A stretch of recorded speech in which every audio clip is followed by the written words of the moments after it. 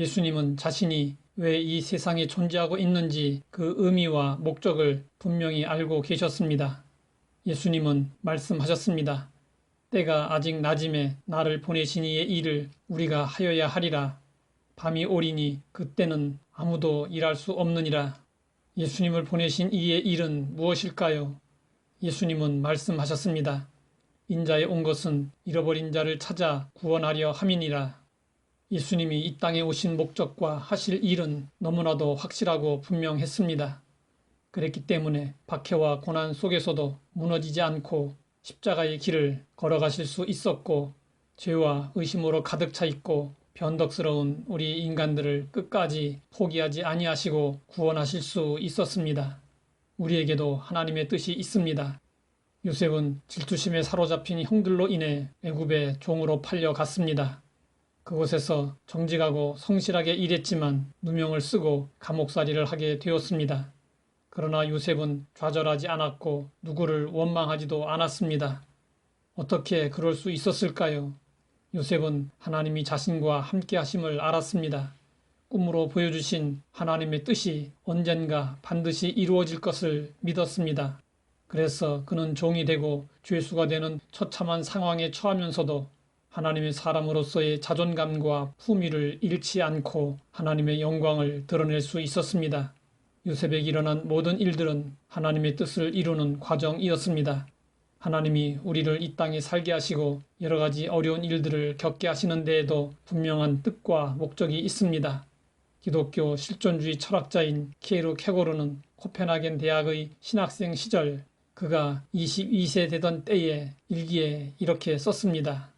온 천하가 다 무너지더라도 내가 이것만은 꽉 붙들고 놓을 수 없다.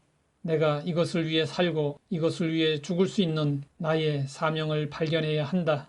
삶의 의미를 모르고 사는 사람은 무엇을 해도 허무하고 공허합니다.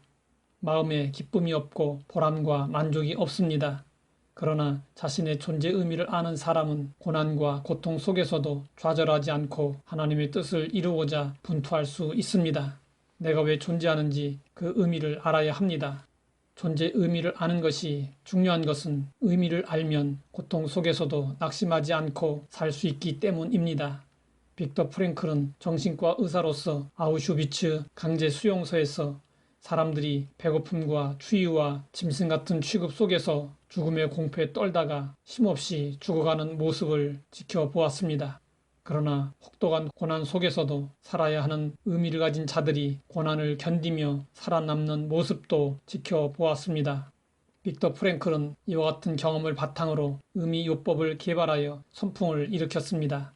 한 번은 나이 많은 의사가 심한 신경쇠약 때문에 빅터 프랭클을 찾아왔습니다. 그 의사는 2년 전에 사랑하던 부인을 잃고 충격에서 벗어나지 못하고 있었습니다. 빅터 프랭클은 고민했습니다. 어떻게 하면 그를 도울 수 있을까? 빅터 프랭클은 잠시 고민하다가 노 의사에게 한마디의 질문을 던졌습니다. 당신이 먼저 죽고 당신 부인이 살아남았다면 어떻게 되었을까요? 노 의사는 대답했습니다. 그녀에게는 참기 어려운 고통이었을 것입니다. 빅터 프랭클은 그 말을 듣고 이렇게 말했습니다.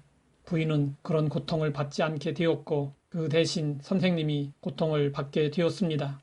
이제는 선생님이 살아남아 부인을 애도하여 그 대가를 치러야지요. 그러자 노 의사는 아무 말도 않더니 빅터 프랭클의 손을 쥐고는 사무실을 떠났습니다.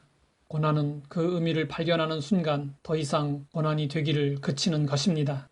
우리는 고난 속에서도 하나님의 뜻을 생각하며 왜 살아야 하는지 그 의미를 찾아야 합니다. 그러면 얼마든지 고난을 이겨낼 수 있습니다. 그리고 하나님이 우리에게 맡기신 일, 우리가 하여야 할 일을 해낼 수 있습니다. 하나님 아버지, 우리가 하여야 할 일을 분명히 알게 하시니 감사합니다. 하나님의 영광을 위하여 우리에게 맡겨진 일을 잘 감당하게 하옵소서. 예수님의 이름으로 기도드립니다.